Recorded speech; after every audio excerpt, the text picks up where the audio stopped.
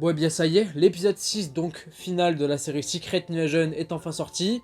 Et comment vous dire qu'il m'a complètement fatigué. Clairement, il m'a mis KO complet. Bonjour à vous ou bonsoir, ça dépend bien évidemment à quel moment vous regarderez cette vidéo, mais dans tous les cas, j'espère que ça va pour vous. Secret Invasion, c'est désormais terminé. Et comment vous dire que cet épisode, ça a été une déception. Une assez grosse déception. Plus j'y pense, plus je me dis que l'épisode final a été, est tout ce qu'on pouvait présager d'un point de vue négatif par rapport à la série depuis quelques semaines, à vrai dire. Tous les mauvais choix qu'on pouvait supposer par rapport au final de la série et dans la manière dont elle pouvait se conclure, j'ai l'impression qu'ils se sont concrétisés dans cet épisode. Du coup, clairement, c'est, je pense, l'épisode le moins bon de la série, de tous, clairement, hein, vraiment, de A à Z. S'il y a bien un épisode où je me suis montré assez dubitatif, même pendant le visionnage, où j'étais là en mode non, franchement, ils ont pas fait ça, ils sont vraiment allés là, eh ben c'était celui-ci, clairement. C'était celui-ci, c'est. Putain de merde, c'est dommage. C'est dommage, je vous jure, c'est dommage. Secret Invasion, ça avait tellement de potentiel. La série en elle-même avait tellement de potentiel, la série en elle-même avait tellement de points positifs en vrai dans son début. Le premier épisode, le deuxième sur l'ambiance, la tonalité. Alors pour le coup, il y a quelques satisfactions quand même. Je vais, allez, à la rigueur, je vais quand même commencer par les points positifs, on va dire même de cet épisode, puisqu'il y en a, mais très peu. Et ensuite, les points négatifs sont tellement gros pour moi que ça fait clairement de l'ombre au positif. Mais sur l'ensemble de la série, l'épisode 6, il est dans la continuité de l'ambiance et de la tonalité de la série de manière générale et qui est bonne selon moi, que j'ai apprécié depuis le début. Ça, il n'y a pas photo, c'est assez régulier sur ce point-là. Ensuite, les acteurs, les actrices sont plutôt bons, sont plutôt bonnes. Il n'y a rien à dire, ils portent bien tous leurs personnages. Il n'y a pas photo. Et c'est encore plus une déception quand on sait que ils ont mis leur talent au service d'une série et surtout d'une écriture, franchement, d'un scénario pas franchement élaboré de la meilleure des manières. Disons-le clairement, on a la perspective de la conclusion avec cet épisode final. Donc voilà, on peut désormais dresser un constat qui est pas forcément glorieux, on va pas se mentir. Et en vrai, la mise en scène, voilà, la mise en scène est bonne depuis le début dans la globalité de la série. Elle a de la gueule, ça va, c'est sympa, il y a quelque chose qui s'en dégage et tout, sans être exceptionnel, attention, on n'est pas sur un truc fou furieux non plus, mais ça va, voilà, ça fait le café, ça fait le taf, c'est plutôt beau la plupart du temps, et même les effets spéciaux, et pour le coup, il y en a beaucoup hein, dans cet épisode, c'est évident, ils sont pas incroyables, mais ils sont pas non plus absolument horribles, je trouve qu'on a eu pire il y a quelques temps dans certains autres programmes, que ce soit des films ou des séries, là, ça va, à la rigueur. Mais globalement, déjà, cet épisode 6, il est trop court.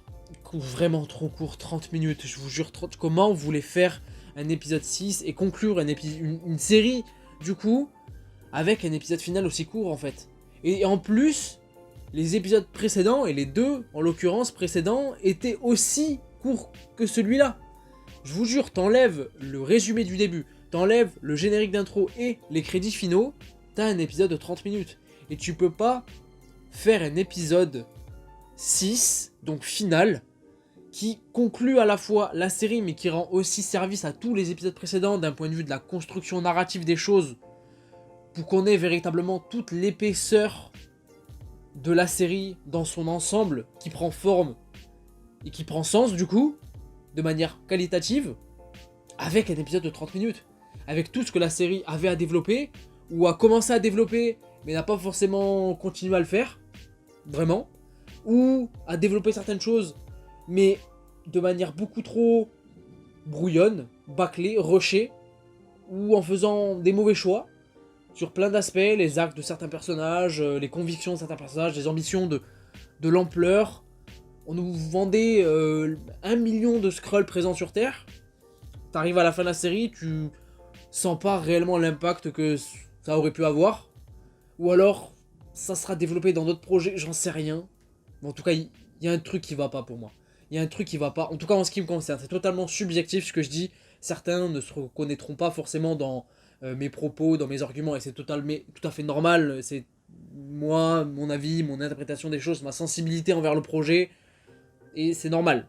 Mais en tout cas, en ce qui me concerne, je trouve qu'il manque un truc, il manque plusieurs trucs pour réellement faire honneur à ce que pouvait être la série, et qui a clairement manqué son coche, et surtout dans cet épisode final, qui est clairement, en fait, je l'ai déjà dit, mais tout ce qu'on pouvait reprocher en mal par rapport à l'épisode, en fait, par rapport à la finalité de cette série, clairement. Tous les mauvais choix ont presque été faits pour moi, vraiment.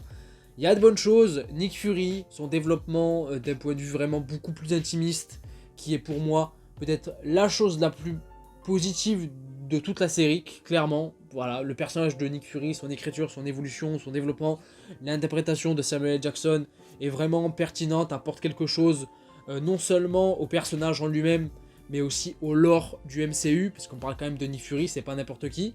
Ça c'est cool.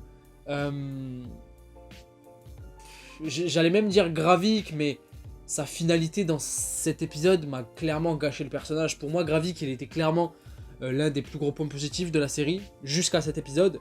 Mais dans la concrétisation des choses, et dans sa finalité, eh ben on le fait affronter Gaïa.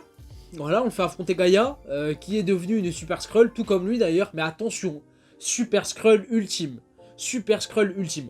Faisons les choses dans l'ordre. On a commencé avec déjà la suite à l'épisode 5, où on a du coup Nick Fury qui veut en finir avec Gravik, en lui apportant ce qu'il veut, la fameuse récolte, liée au relevé ADN de certains Avengers qu'ils avaient laissé justement lors de la bataille finale sur la Terre, donc supposément le gros combat final dans Endgame, avec tout le monde. Et du coup, on a Nick Fury qui se rend dans la nouvelle Skrullos, donc cette fameuse centrale nucléaire censée être radioactive pour les humains, là où les Skrulls justement sont pas vulnérables à la radioactivité, justement ils peuvent habiter là-bas et se rendre là-bas et ils vivent normalement, tranquille. Il se rend là-bas, il se rend compte que tout le monde est mort, tous les Skrulls sont décédés, etc. Il parle à Gravik, il fait face à Gravik. Gravik lui balance tout ce qu'il a balancé d'un point de vue personnel, par rapport à lui, ce qu'il avait promis, ce qu'il a pas fait par rapport à sa race de Skrull. On a la justification de Nick Fury par rapport à ça. Ça fait partie des points positifs pour moi sur les états d'âme et l'histoire de Fury qui a pris pas mal d'ampleur liée au Skrull d'un point de vue beaucoup plus personnel.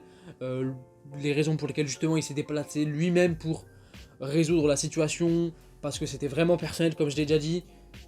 C'était cool, on avait cette opposition entre les deux personnages, Gravik est toujours dégagé quelque chose d'à la fois menaçant, confiant et d'intéressant malgré tout face à lui, et c'était cool, l'acteur en plus était bon, il y avait quelque chose, sauf que finalement on s'est rendu compte que le Nick Fury qu'on avait dans cette scène, c'était pas le réel Nick Fury, c'était juste Gaïa qui s'était transformé en Nick Fury pour faire face à Gravik et pour supposément se venger, c'est ce qui est arrivé, et on a eu affaire à un combat de Super Skrull ultime, comme j'ai un petit peu teasé juste avant. Comment vous dire que personne voulait ça. Personne voulait ça. Bon, c'était assez prévisible. Et justement, l'un des défauts qu'on peut reprocher à la série de manière générale, et notamment dans cet épisode 6, c'est que tout était presque prévisible. Tout n'arrive pas comme un aspect assez surprenant, spontané et intéressant par rapport à l'intrigue et ce que ça aurait pu développer ou quoi que ce soit. Tout est trop prévisible, et dans une série où on nous vendait quelque chose d'assez paranoïaque, avec plein de twists à droite et à gauche, où on n'allait pas forcément savoir qui allait être qui et qu'on allait jouer sur ça, ouais, non, en fait. Tout était assez prévisible depuis le début, et surtout dans sa finalité par rapport à cet épisode 6, et ce qui est dommage, donc oui, on a Gaïa qui affronte Gravik, même si je dois avouer qu'au moment où on a du coup la transformation via le procédé de la machine, d'ailleurs pour revenir sur ces putains de prélèvements ADN, c'est pas seulement quelques Avengers, c'est pas seulement les prélèvements ADN de quelques Avengers, on a les prélèvements ADN de littéralement tout le monde, pas que les Avengers, c'est une dinguerie, ils sont allés dans l'excès. Je vois le concept, je vois le truc, ça aurait pu être cool, mais ils sont clairement partis trop loin. Il y a littéralement tous les personnages qui sont prélevés dans ces trucs ADN. Et du coup, par rapport à la transformation en Super Skrull, de Gravik et de Gaïa, du coup, on a affaire à des personnages surcheatés, qui ont clairement tous les pouvoirs, Et ça, tu peux pas faire ça. Ça, c'est problématique. Tu peux pas faire ça. Niveau échelle de puissance, niveau crédibilité des choses, c'est... Tu peux pas. Pourquoi tu fais ça? Qui a demandé? Qui a demandé à avoir des Super Skrulls aussi cheatés, avec autant de pouvoir? Parce que là, on a Captain Marvel, déjà, les capacités de Captain Marvel, rien que ça se pose là. Mais en plus, les capacités de Groot, de Claw Obsidian, des Bonimo, pas les Avengers, hein, des enfants de Thanos, c'est pas pareil. De Mantis, de Valkyrie, de Thor, puisque tout s'affiche, hein. Justement, lorsque Gravik met l'ADN dans la machine et qu'on a le défilement de tout dans l'ordinateur, on voit les noms défiler. Il y a tout le monde qui... Ça déconstruit tout, et en plus dans un affrontement bon qui était visuellement pas exceptionnel au niveau des effets spéciaux ou quoi que ce soit, mais qui était pas non plus horrible, ça va, j'étais pas là en train de grincer des dents face à ça.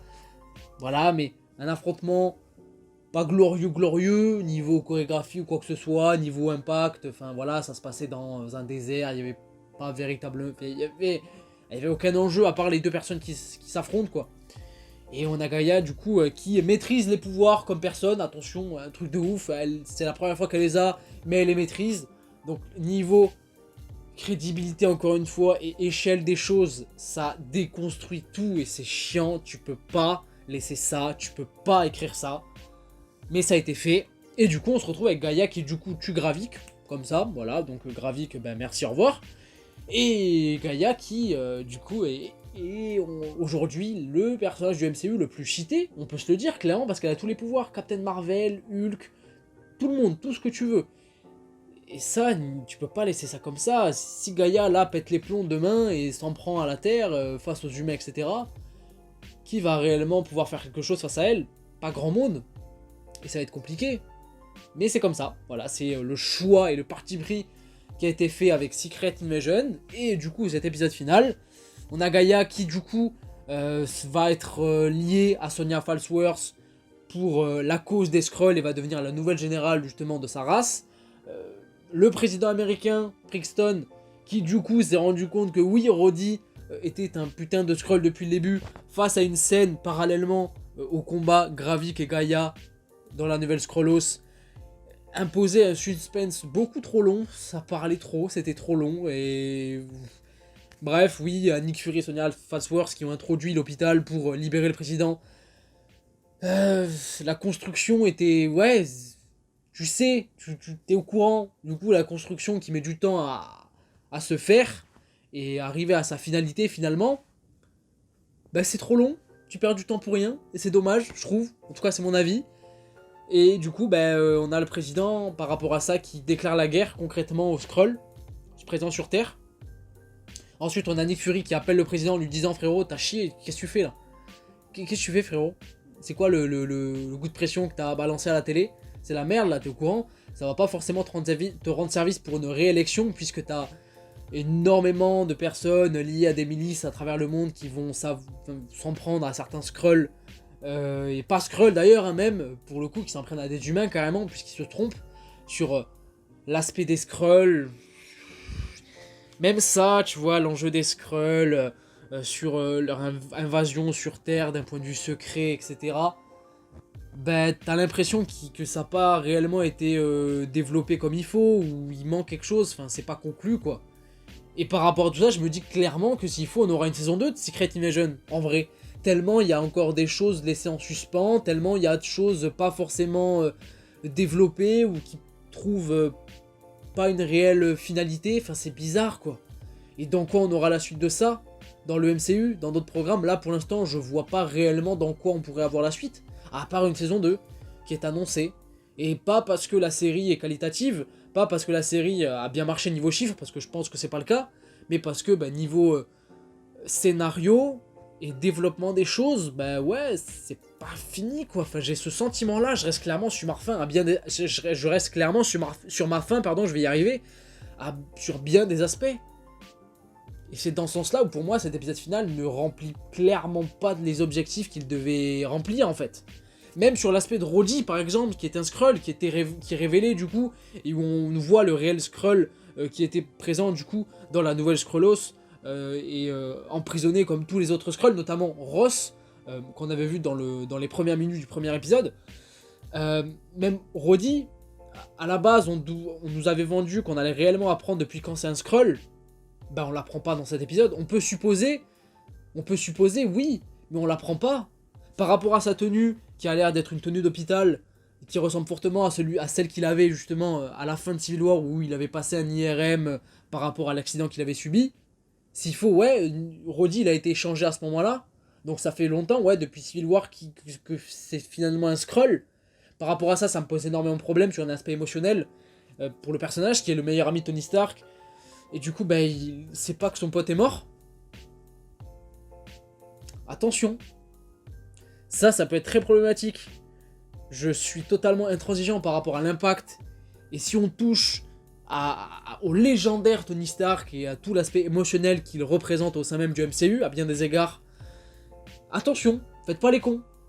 Clairement, attention, pourquoi je fais ça? Non, ils ont fait les cons. Parce que supposément, si oui, Rhodey est un Skrull depuis Civil War, bah c'est problématique par rapport à tout ça. Et j'espère réellement que ça va être bien construit de manière pertinente et parfaite. Attention, faites pas les cons, je vous le dis. Mais ouais, en vrai, on peut supposer, mais il n'y a rien de concret par rapport à ça, parce qu'on peut se tromper en fait. Par rapport à l'implication de Rhodey en tant que Skrull depuis un certain temps dans le MCU. Voilà, et autre chose que j'ai trouvé complètement bête, ou alors c'est peut-être moi qui n'ai pas compris, mais on est d'accord que la nouvelle Skrullos, donc la base, qui est une centrale nucléaire, radioactive, n'est pas forcément bénéfique pour les humains, puisqu'elle est radioactive. Et pourtant, tous les humains qui étaient emprisonnés dans cette base sortent à la fin, comme si de rien n'était, et tout va bien. Ils sont pas réellement impactés par la radioactivité ou quoi que ce soit. Enfin, vous voyez, c'est des trucs qui sont bêtement écrits, où tu te rends compte finalement que bah, ceux qui ont pensé le scénario de la série n'ont pas réellement réfléchi plus de 3 secondes sur ce qu'ils ont écrit en fait. Et c'est dommage, parce que du coup on a quelque chose qui est bâclé, brouillon, incohérent, facile, et qui gâche tout le côté positif finalement de ce que cette série aurait pu avoir. Et c'est dommage parce que ça partait très bien, encore une fois. Le premier, le deuxième épisode, ça allait, la construction vendait quelque chose de conséquent, d'ambitieux, qui était très intéressant, mêlé à une réalisation qui était bonne, des acteurs qui étaient bons, et un ton qui faisait plaisir, c'est plus français. Mais non. Voilà, on arrive sur une série Secret Invasion qui est dans sa globalité, et surtout dans sa deuxième partie, hein, épisode 4, 5, 6, déjà d'une demi-heure, tout le temps. Du coup, voilà, t'as pas le temps de vraiment laisser les personnages, l'histoire, l'ampleur par rapport à ça, l'aspect émotionnel prendre du temps pour être développé et être ressenti, nous, en tant que spectateurs. Déjà que la série a que 6 épisodes, si t'en as 3 qui font 30 minutes, c'est problématique, quoi. Pour moi, c'est problématique. C'est dommage, clairement dommage, il y a un truc qui a été manqué, et voilà. Et en plus, il n'y a pas de scène post-générique. Bon, pas très grave, mais ça donne le là sur la construction de la série, où tu vois que voilà, ça n'a pas forcément été pensé de manière assez conséquente ou sérieuse de A à Z, et ils ont sans doute bâclé le truc, enfin je sais pas, j'en sais rien, c'est vraiment un ressenti totalement à chaud puisque je viens de terminer l'épisode, et sans doute que mon avis changera avec le temps, avec le recul, quand j'aurai revu la série, oui évidemment, puisque maintenant je vais me la retaper, puisqu'elle est entièrement disponible, donc on va voir d'une traite ce que ça donne, d'un point de vue de la lecture des choses, épisode après épisode, d'un point de vue du binge-watching, on va dire ça comme ça. Et puis t'as l'épisode qui se termine donc sur Nick Fury qui décide de repartir dans l'espace, sur Cyber évidemment, et qui se fait rejoindre par sa femme, Vera, qui a envie d'être aimée par son mari, du coup, sous sa vraie enveloppe, concrètement. Ça voilà, ça fait partie des points positifs à la rigueur de la série, comme j'ai déjà dit, sur l'aspect beaucoup plus intimiste et personnel de Nick Fury. C'était cool, c'était sympa. Mais voilà, ça se termine sur ça, et ouais. Un sentiment doux amer, clairement doux amer, et même sur le teasing que ça pouvait avoir supposément par rapport à The Marvels, film qui sort en novembre, le teasing il est pas là, quoi, pas de Monica, pas de Carol Danvers, on part loin, et à la rigueur c'est pas ce qu'on demandait réellement, mais au moins un teasing de fait, parce qu'on est dans le MCU, et c'est ce qu'on aime finalement, le teasing sur les autres projets.